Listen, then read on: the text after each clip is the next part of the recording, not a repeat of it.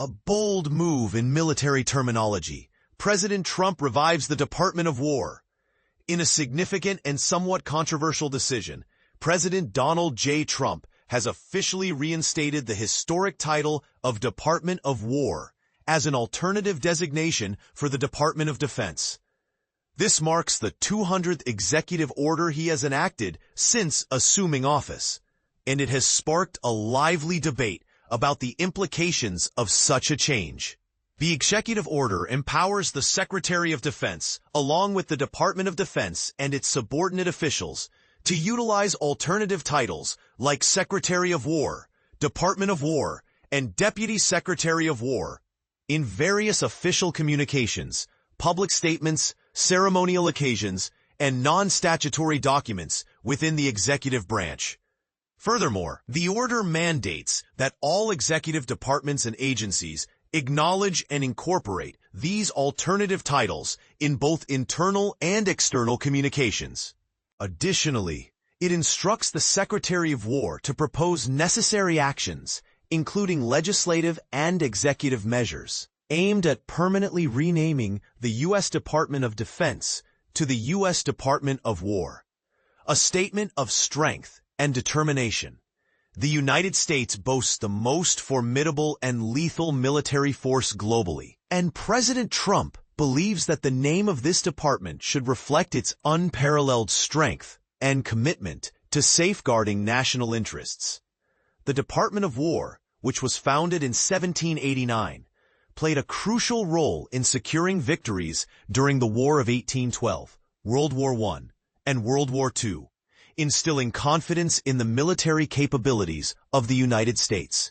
In his first annual address to Congress on January 8, 1790, President George Washington articulated, "To be prepared for war is one of the most effective means of preserving peace." The Founding Fathers understood that demonstrating strength was the best strategy to minimize the need for its actual use. The term Department of War sends a more powerful message of readiness and determination compared to the more passive Department of Defense, which primarily highlights defensive strategies. By restoring the name Department of War, the focus of this department will be sharpened on national interests, sending a clear signal to adversaries about America's willingness to engage in conflict to protect its interests. Promoting peace through strength. The American electorate chose President Trump to reinstate an America First policy, emphasizing peace achieved through strength and ensuring that the world once again respects the United States. In his initial week in office, President Trump signed an executive order aimed at enhancing the readiness and lethality of the armed forces. He has consistently highlighted the importance of restoring national pride in America's military legacy, especially as the nation approaches its 250th anniversary.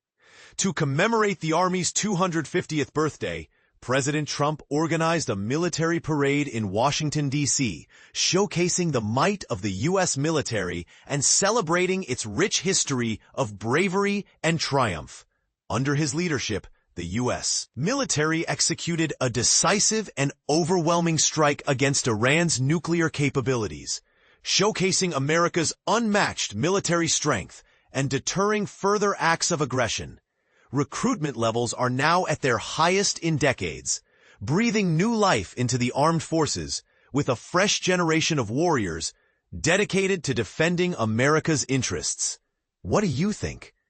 This bold move to restore the Department of War raises many questions. Is this a necessary step towards reinforcing America's military identity? Or does it risk escalating tensions on the global stage?